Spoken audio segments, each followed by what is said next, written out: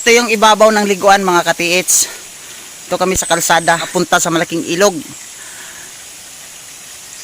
At isa pa, flowing yung tubig dito. Libre.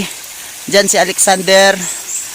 Diyan si Alexa. Dito kami dadaan mamaya mga katiits. Hello mga katiits, magandang umaga po sa inyong lahat. Welcome po ulit sa panibago kong vlog sa araw na ito. Ngayon mga katiits, nandito ako ngayon sa ilog. Nandito ako sa lugar sa Laak, Davao de Oro, kung saan mismo ako lumaki. Ngayon, naligo kami rito sa maliit na falls at napakalinis at malamig ang tubig nito mga katiits kasi galing po ito sa kuweba talaga. Ngayon, ipapakita ko sa inyo ang pinakamagandang nature dito.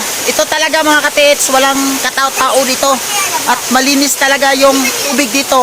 Ang baba nitong bahagi nito mga katiits ay malaking ilog. Diyan kami namamana ng isda dati. Diyan kami nanguhuli. Ngayon mga katiits, ipapakita ko sa inyo yung pinaka-background nito sa paligid. Ito yung background sa paligid mga katiits. Kung napapansin nyo, puro po yan punong kahoy. Yan sa itaas na yan. Isa pa, napakalamig ito mga katiits. Kung napapansin nyo, dito po kami maliligo ngayon. Napakalinis po yung area nito. Mayroon po ditong tren-tren, oh. Isa ito sa palatandaan na talagang virgin pa yung area. Kasama ko rito ngayon naligo ang ating anak si Alexa.